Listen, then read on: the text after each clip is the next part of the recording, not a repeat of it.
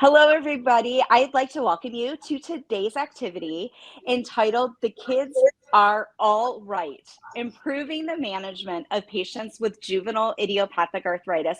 My name is Carolyn Zick. I am a nurse practitioner working in pediatric rheumatology at Comer Children's Hospital in Chicago, Illinois. I am happy to be joined today by two of my colleagues.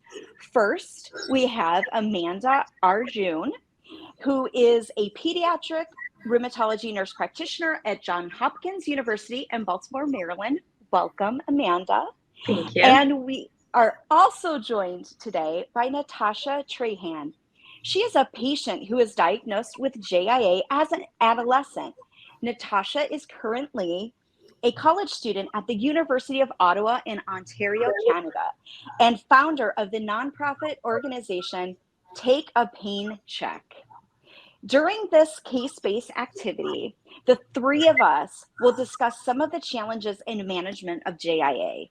We'll also provide insight from our own perspectives on how to overcome specific barriers. We'd like to thank Pfizer for providing an unrestricted educational grant to help support this education. And now let's get on to our case. So in our case presentation, we have a 17-year-old female who presents with joint pain, swelling, morning stiffness since last year. Specifically, she has pain and swelling in her bilateral ankles, knees, elbows, wrists, TMJ, and multiple toes. So really, she has a lot of joint activity. She also has a lot of morning stiffness. She's also saying that she's really tired, she has poor sleep, and has been having occasional fevers. This has been interfering with her school performance. She's got a lot of absences, she's getting to school late, so it's really, really taking a toll on her day-to-day activities. So her medical history is a little bit different. So she was diagnosed and treated originally by an adult rheumatologist who diagnosed her with juvenile arthritis. She did have a negative ANA, negative RF, negative CCP, and she was started on treatment with hydroxychloroquine as well as prednisone. Her adult rheumatologist, due to her age, declined to start her on methotrexate. And this was really due to, like I said, her age, as well as her not being on any form of contraception. On her physical exam, she had crepitus bilaterally of both of her TMJs. She has no prior imaging. That's really an important key for us. Her knees have some synovial hypertrophy, and mainly on her right side. And other than that, she has no other notable findings or apparent limitations on her physical exam. So when we saw her and started her on treatment, we started her with methotrexate along with folic acid, counseling her on the teratogen nature of methotrexate. We decreased her prednisone immediately to 17.5 milligrams and then continued to go down in 2 weeks. We continued her on her hydroxychloroquine. We also referred her to ophthalmology. She had not had any screening and had been on medication for a while. We started her on some vitamin D. At this time, we gave them a lot to do, so we decided to hold off on doing any imaging, and we set her up from some follow-up in 6 to 8 weeks. So we saw her 2 months later, and unfortunately, she was having worsening of symptoms. She continued to complain of stiffness and swelling. However, she'd been on prednisone a really long time, and we really wanted to get her off and established on a steroid-sparing agent. Unfortunately, she was continuing to miss school. She was failing PE, and she didn't have any type of 504 plan or anything in place. So what came next? We recommended starting her on adalimumab. Initially, she noticed some improvement. Unfortunately, she was lost to follow-up for about 5 to 6 months. Her mom had some job change. There was an insurance change. She stopped her treatment due to not being able to get her medication. we saw her again, and then we were able to reestablish her. Her insurance was reestablished, and then we got her back on some treatment. However, unfortunately, she had a lot more joint involvement. Um, and her TMJ continued to be an issue. Um, she was now failing even more classes. Like she was going to have to repeat her whole year, um, and had a lot of trouble just completing like day-to-day assignments. So that brings us here to our discussion. I know that that's kind of a lot, and it's kind of a longer case in a longer course, but what things do you expect could be going on with her? I mean, I know we kind of established her diagnosis, but like, really, like, what do you think that is going on with her, as well as maybe some next steps in her treatment? Sure. So I think for anyone in the rheumatology world, the term morning stiffness is a huge trigger word for us. That obviously would make us think of arthritis. And in pediatric patients, there's 7 different types of JIA, right?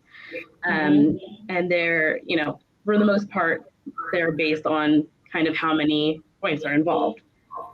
She had a lot of joints involved, so I would classify her as a poly JIA. Yeah.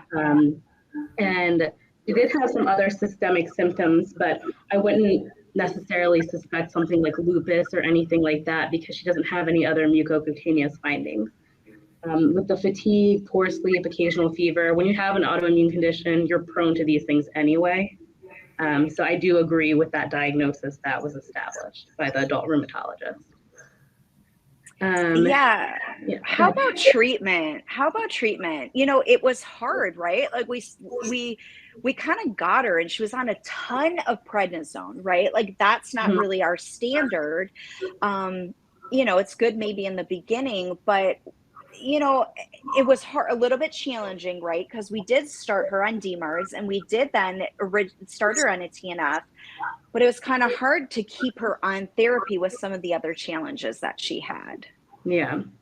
So one of my attendings always says if you ask 30 rheumatologists for their opinion, you might get 30 different answers. That's kind of the Yep. thing she likes to say. So usually when I see what I suspect is TMJ arthritis, that's pretty scary for me, especially in a kid. Mm-hmm. So I think, sometimes with insurances, it's kind of hard to go straight to Humira. But I think something that may have been done differently is if you got that MRI and established that there is TMJ involvement, skip methotrexate, go straight to Humira. The other thing is with methotrexate and Humira, like I like to say, 2 plus 2 is 4, but with methotrexate and Humira, 2 plus 2 equals 5. Like they just have this synergistic effect where they work really well together. And so that's another thing. I don't know if they stopped the methotrexate and then started Humira or if she was on both. That's a great question. She was on both. Okay. Another thing that could have been done is, when you give methotrexate orally, it doesn't have as great bioavailability as the subcutaneous route. So kind of switching over to that might have also been something that we could have tried for next steps. For sure. For sure. Natasha, when you're looking at this, just based kind of on what you do too, what kind of referrals or things do you see from your perspective that we really could have intervened with her like soon on? Yeah, for sure. I think that like looking at it in a more holistic point of view, I think as patients, like, yes, we have like this medication, but I think it's also important to consider like maybe exercises to help the joints. So like less heavy exercises or going to a PT or an OT. I think that would be really helpful because that way she could get other treatment in a more like holistic way while waiting for the medication. I just find that like OT and PT is also very helpful for school because I know that she's really stressed. So I definitely think that like stress is a big thing that's happening, especially seeing like her mom lost her job and insurance and all that. So finding even like going to a therapist or a social worker to think more about like the mental health support while you're trying to figure out the treatment, I think that would be probably very helpful for the patient. Yeah, that's a great point too. Sometimes you're right. Like patients are whole people, and I explain that to people a lot. I'm like, you're connected, and there's a lot of different things that we need to look at. And you're right for her. This was really hard for her. Honestly, I forget off the top of my head how long she had been with someone else before she got to see us. It was a while. So that was really, I think some of our focus was just trying to get some things in place for her. And there wasn't a good understanding of what actually juvenile arthritis was. And I think that that's one thing that got lost a little bit. So those are great referral considerations. PT, social work, all of those things are fantastic, and really probably working really closely with the school is beneficial too. Um, she's going back to that point that she started with a, adult rheumatologist. How often do teenage patients, especially older ones, start in adult rheumatology? And what do you think like the pros and cons to that might be? Well, I think it definitely depends on location. If they're located in bigger cities with academic medical centers, some, like for example, where I practice, it's just me and two attendings. We don't even have a nurse. It's just us. So the wait list is quite long. In other places, other colleagues have told me they have like 8 rheumatologists, nursing, like CMAs, like a whole, so I think it really depends. But I do think quite often, especially for what I see in my practice, I do see teenagers being diagnosed by adult rheumatology and then starting there, getting put on our wait list and kind of being then seen by us. Pros and cons, I mean, I think for a teenager, especially one who's like 17, I don't know how close she is to 18, it might be a little different, but think about like 14-year-olds, 15-year-olds, they're not little adults, they're children, and it's different. Right? And like their labs are different. Their inflammatory markers don't always get elevated. Like it's a whole nother ball game. And so I think a lot of the times they get treated differently. Like I was looking at the medications that she was started on, the Plaquenil. Did you guys start her on that, or was that? No. Yeah, she came to us on that. Yeah, that's not. I mean, we don't do that in our practice for JIA. I've heard of that, but I've heard of that kind of like in the adult world. I think they get treated. The pros of it are kind of that. Well, if they establish care with somebody and it's a good fit, they can be there for life, and they've already found their person. And I think that can be really helpful sometimes. Yeah, that's a really great point. That's a really great point that, it does. And especially as you mentioned, in areas where there's not a pediatric rheumatologist available, they are getting seen by somebody and diagnosed and treatment started, right? So that's really the goal. But like you said, on that flip side, I mean, I know that I have a 14-year-old, right? Like she's not a little adult, right? Mm-hmm. Like she's still, she's 14. So her needs are going to be completely different than what you would see even with an older teenager. Right. Natasha, you have the different perspective of being from Canada where things are, right? Your healthcare is a little bit different. What do you think about like how that might look in where you're from as far as like a pediatric or an adult provider? Yeah, so usually if you are located in like a more central area, like for example, downtown Toronto or something like that, you do have the option to go to a transition clinic, and it's kind of like you are sent to a transition clinic.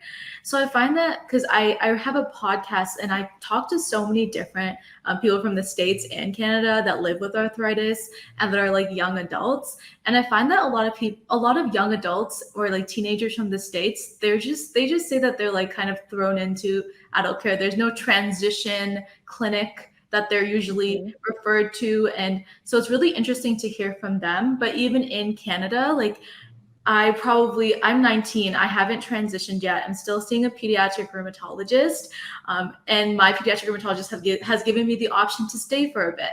So I think it's really just like dependent on who your provider is. And if you're close to a transition clinic, or if they're comfortable with like kind of keeping you, or they tell you to move.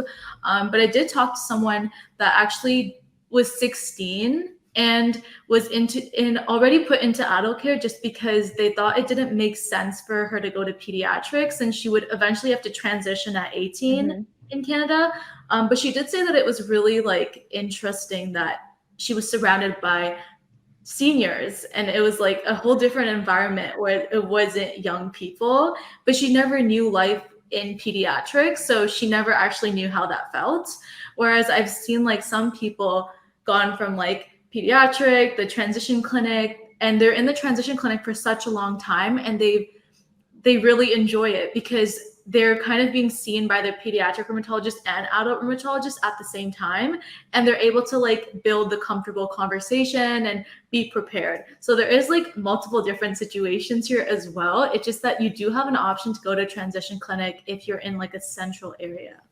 Wow, that's really interesting. It That, is. I mean, for us, we don't have anything like that. Although I will say we do have like med peds rheumatologists. We have one in our practice. One of my colleagues is a med peds rheumatologist. So we do have that as a luxury. I feel like a luxury and just a unique perspective. Yeah. So that's really interesting. That's such a great perspective on it. And actually being able to choose is just something that I think that we don't see as much around here in this area, at least for us in the Chicago area. As far as transition, like she's an older teenager, right? Like you'd be having these conversations maybe at this time, but is this a good time to talk to her about transition? I guess is really my question. I don't know that I would talk to her about transition just yet. There is a lot going on. And personally, I also don't like to start transitioning my patients until they're stable. And I think this is probably the first time we've seen her, and we're trying to get her disease under control. So I don't know that I would have this conversation. Maybe I could bring it up at the next visit, but I wouldn't even think about transitioning her, especially with like active TMJ arthritis. Not at all. Yeah. She's got so much going on, Yeah. right? Like this is probably just not the best time. No. So as far as her for next, so we did do some of the things that we were actually just talking about. We got her reestablished on a treatment. She had actually self-weaned off prednisone, which, you know, sometimes people do. And we didn't restart it. We did do some local joint injections for her. So just to really kind of just get some things under control right away. We worked with the school and got a 504 plan established for her.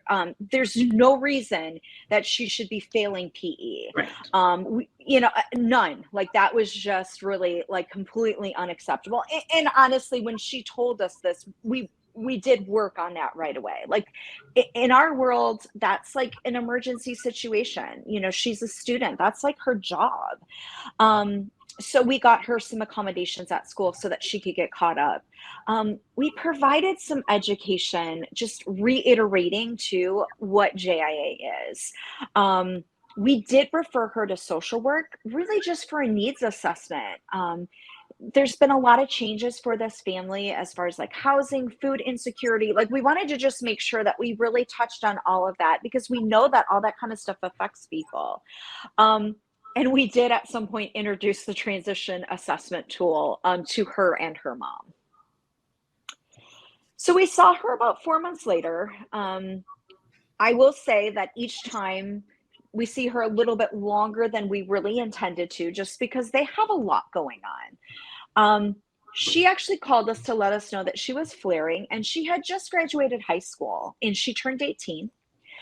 She was actually living with her aunt now because her mom had moved out of state. She didn't have any insurance now because her mom is out of state. She was not on any plan, and she had been without her medication for at least the last 2 months. And of course, being off her adalimumab, she had a lot of swelling and a lot of active joints. So what's our priority for this young lady? Oh boy. Well, the first thing is we need to see her. She doesn't have insurance, so we need to talk to social work and see what needs to happen to get her back into our clinic. Yeah. Yeah. That's Absolutely. really the big thing. Kind of followed by, is she like the housing situation, like what's that like living with her aunt? Is, does she have food security? Like, is she even able to come? Like, her mom's not here. Is she even able to come? Do we need to arrange transportation? So all of that kind of falls in the realm of social work. And then I think some of the issues that she may have is that she also may not be able to afford any medication really that we start her on. Luckily, a lot of brand names tend to have like manufacturer medication assistant programs that we could probably tap into. So those are really the big things that I would first prioritize for her, just kind of getting her into CS. Yeah, absolutely. Yeah. In situations like this, we were able to just work with her as far as like getting her set up, and then kind of put like a plan in place with our clinic that while her Medicaid and stuff like that was pending, we could establish care. She's 18 now. Right. Natasha too, like, what kind of things are you thinking about when you're 18 with JIA? And we talked about transition, which doesn't always have to mean moving to another provider. Like I had mentioned, we have her attending is an adult rheumatologist as well. So her transition was not meaning leaving our care necessarily, but just really that whole model of moving from the pediatric care model to that adult care model. What things are you thinking about when you're 18 and graduating high school and you have JIA? Like, what kind of things, run through your mind that are important for your provider to know? Yeah, for sure. So I think it's important. I know she mentioned that she's not going to college, but for example, for me, like I did move out 5 hours away from home. So I think that was kind of interesting because I needed to think about, okay, like now I'm in this new place. I have to meet new people. How am I even going to tell them about like, my arthritis? I have to talk to like my professors now, accommodations, and then also getting medication. So finding a place to find my medication. And then also being able to say, because if she were to like, for example, move to a different state, like how would that work in terms of, do I still kind of contact my other rheumatologists? Like, are appointments going to be virtual? Like, I feel like there's just so much to think about. And those are some of the things that I had to really think about is, when am I going to see my rheumatologist next? Am I going to have to go find like another place to get my medication now since I'm 5 hours away from home? And then if you're on like pills or injections, like how is that going to work? Just like, there's just so much. And I feel like it only really like hits you when you have to actually move. But I think it would be nice from like, to hear from like a provider kind of what are the different things that are going to happen, or what are the changes that are going to happen on your end as well. So it's not just me thinking that I'm going to be alone, but kind of like hearing, okay, like here are some alternatives, here are some strategies to really understand how can I find like insurance or like healthcare, different places to get my medication. I think it's really important to provide like the patient those resources when they're like moving out and things like that, if that happens. Yeah, that's a great point. And for her, she was really already doing this on her own. Like sometimes when you turn 18, sometimes I feel like there's this, like, all of a sudden we think magically everybody knows how to do everything that they should need to know how to do in their care, right? Like, oh, you're 18, poof, right? You know how to manage your JIA now. And sometimes, a parent or, guardian caregiver may be a little bit more involved. It's not that her aunt wasn't involved. It's not that her mom wasn't involved. She chose to stay. Like, she had the choice to move with her mom out of state. She didn't want to. She was connected here. So she really kind of just kind of have this, right? So like you were talking about, we had to really talk to her, and she had some additional challenges, right? Like not having insurance, right? Like, so we had a couple of things that we really had to work with her on to learn how to manage. And sometimes that looks different for everybody depending on where they are in their stage of life. Like you mentioned, you know, she wasn't going to college. That wasn't her life choice. But when you go away to college, right, like things are a little different too and stuff like that. So Yeah, I just wanted to add something. I've heard that there are like grants and scholarships to kind of help. It doesn't even have to be like school related, but kind of to provide some sort of like money for her if she needs to like get things or like find tools. So like even if a rheumatologist or a nurse would give some of these resources of like where could you potentially apply for some scholarships or some grants to kind of help her navigate getting some sort of like money to help her out with her own healthcare, whether that be like even, you know, buying a brace or something if her knees hurt or elbows hurt, like just a little bit of like money would help in any sort of way. So even just doing that and like kind of helping to guide through those processes, I think that would be really important to provide. yeah, that's a great suggestion. And you're right, like her being able to get that resource from her team is super important too. So we contacted social work again to help her with some planning. So they helped us get her, you know, hooked up with insurance coverage. Like I mentioned before, we were able to see her while her Medicaid was pending. We made sure that she had stable housing. She was living with her aunt. This was great. She did have transportation to her appointments. So we did utilize the services that are available through the manufacturer. You had mentioned that, and we did use that resource to get her reestablished. We didn't really want to take her off of that medication. It really had worked for her. It's just that we hadn't been able to keep her on it for any length of time. Like it would work and then she was off of it, and then it would work and then she was off of it. So there was just not a lot of consistency just because of her life, like her life situations.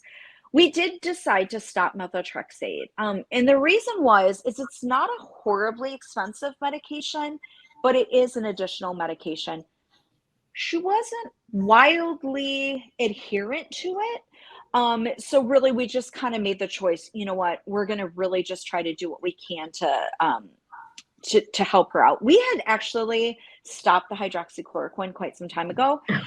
That was one thing that I actually forgot to mention. Like that's just, and not for any reason other than we were just trying to like minimize things too. And we just generally don't use that as much in the pediatric world. We did start her on a bridge of prednisone. She was working, so we wanted to be able to let her continue to work. She was working full time. She actually had a desire of going to school eventually to be a nurse. So we really wanted to help support her. And so prednisone, even without insurance, is a relatively inexpensive medication. So we knew that would work quickly, right? So like methotrexate would have taken a long time to work. Right. Prednisone was going to work quickly. And as I mentioned, she had started a job. So we were really happy to help her support with that. So we saw her 4 months later. 4 months seems to be the timing for her. She got insurance actually through her employer. She was on her adalimumab consistently. She did continue to have just persistent swelling. And she actually was planning on moving out of state in about the next 6 months as well. So now what? What do we do? What do we do? She's got insurance. She's still got swelling. Like, what do we do? How do we help her? So I think at this point, it's more so shared decision-making between you and the patient. So one option that you could do is there's 3 joints that are really bothering her. I think on the slide it said that she had some limited extension of that elbow. You can inject those joints if that's what she chooses to do. Those are definitely like the kind of big places to start, but it's also all about shared decision making in terms of would you want to get back on the methotrexate, try that again. I mean, she wasn't compliant, necessarily totally compliant at the time, But I think the big thing, especially at her age and like with her planning to move and everything like that, it's going to be a lot of shared decision making. Yeah, you bring up a great point, because it's really only going to work as well as it's going to work for her, right? Sometimes I think we can say, hey, let's do this medicine and that, but if it's not going to be something that's going to be sustainable for her, it's not going to overall be probably the best treatment option.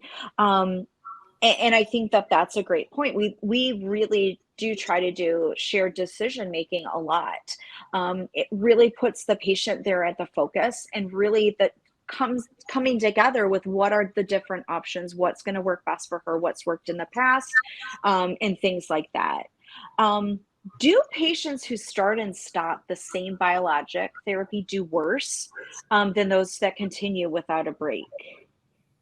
It's not really ideal to be starting and stopping that, and that honestly might be why she still has so much disease activity, because usually if you stop too early, it comes back, and usually comes back with a vengeance. So it's not something we like our patients to do.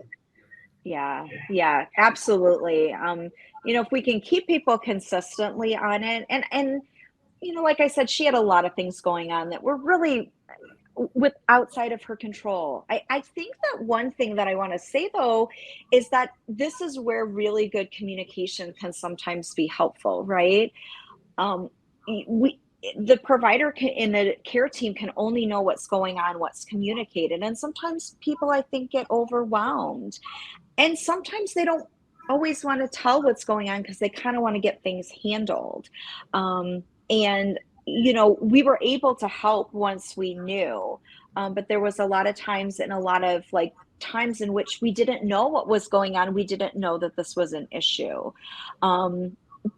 Have you found it, Natasha? Have you always found it, to be able to communicate with your care team, things like this? If you've had struggles getting medications and things like that, have you felt the empowered, I guess a good word, to be able to communicate things like that to your care team?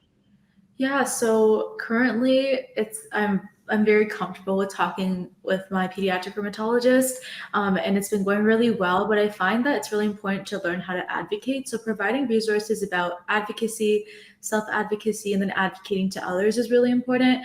But I did find that practicing to advocate for myself in a school setting kind of helped me also learn how to advocate in other settings as well. So I just find that it's way easier now to kind of talk to my rheumatologist and tell her, hey, this is what I'm doing, whether that be like lifestyle changes.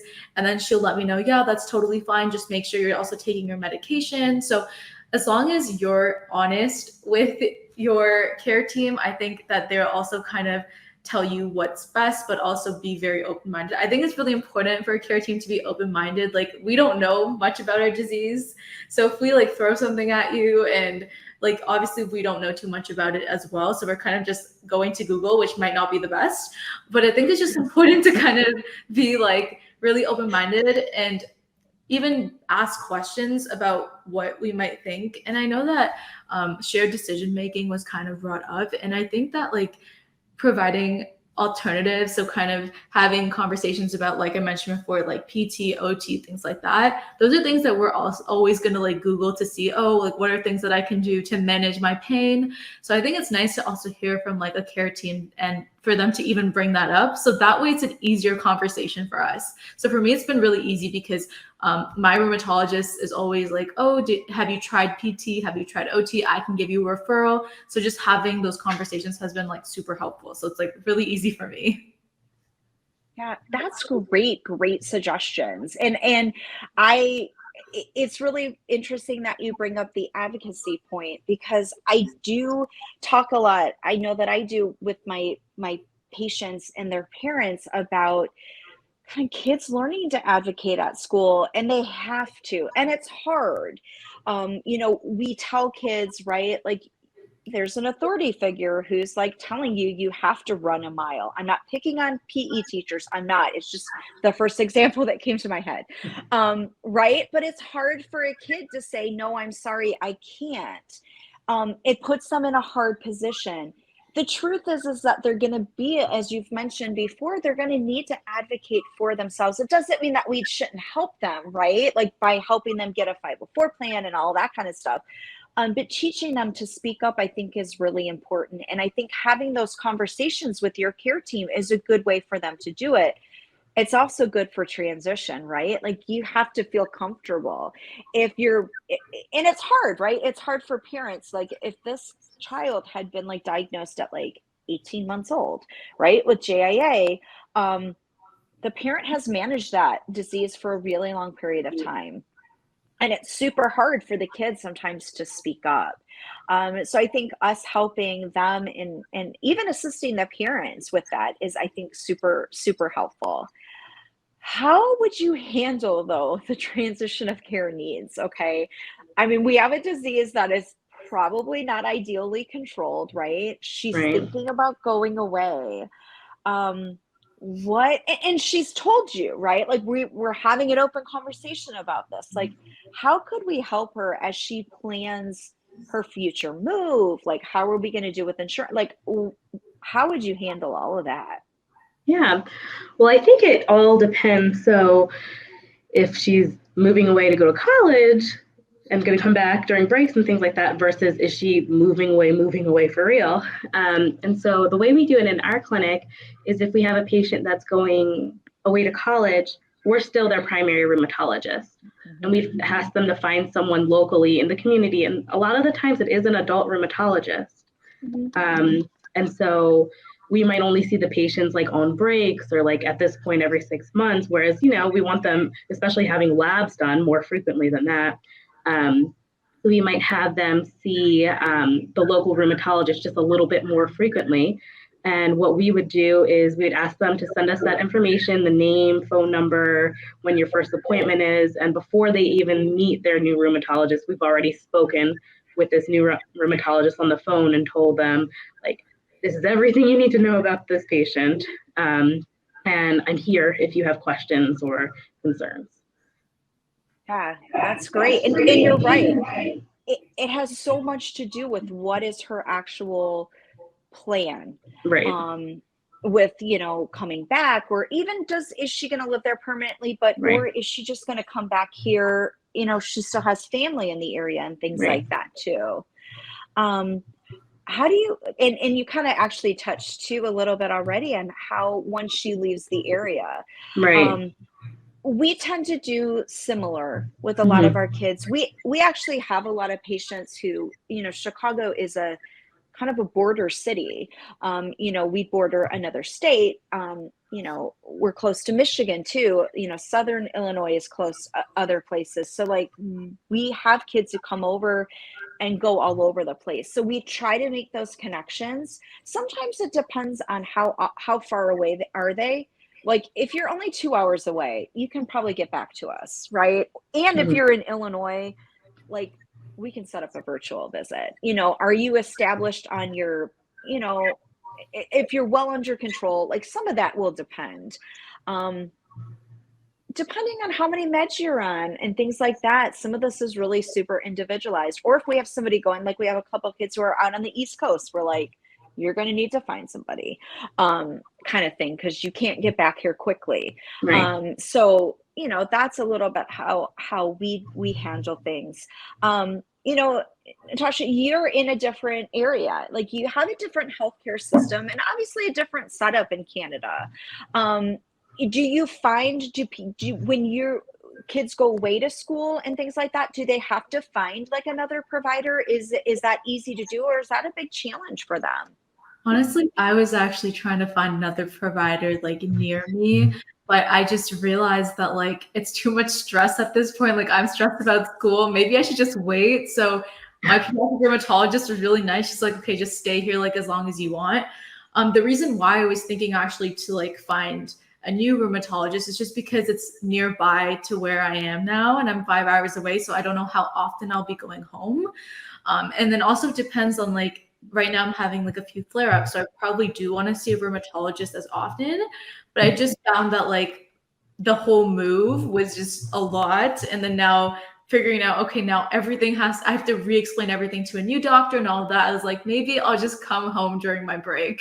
Like, I actually thought about it. So I do find that there are a lot of kids that do transition to like, or find a new pediatric or adult rheumatologist nearby where they move. But personally, I thought about it. I attempted, but I was like, I can wait like at least 6 more months. Yeah, and I can completely understand that. It's not always the easiest thing to do, right? And when you're thinking about school and you're like, you've got all this other stuff going on, it makes it really challenging. It really does. Well, guys, that wraps up our case presentation. Thank you so much to both of you. It was such an honor and a pleasure to really talk through this case with you guys and to hear both of your perspectives. Really, honestly, thank you so much. I really am so thankful, and it's just really an honor to be able to be here with both of you guys. Thank you. Thank you. To receive credit, ANCC credit for this activity, please complete the short post-test and evaluation by clicking on the Advance button. And keep your eyes out for further RNS educational activities in the near future. Thank you so much for watching, everybody. Take care.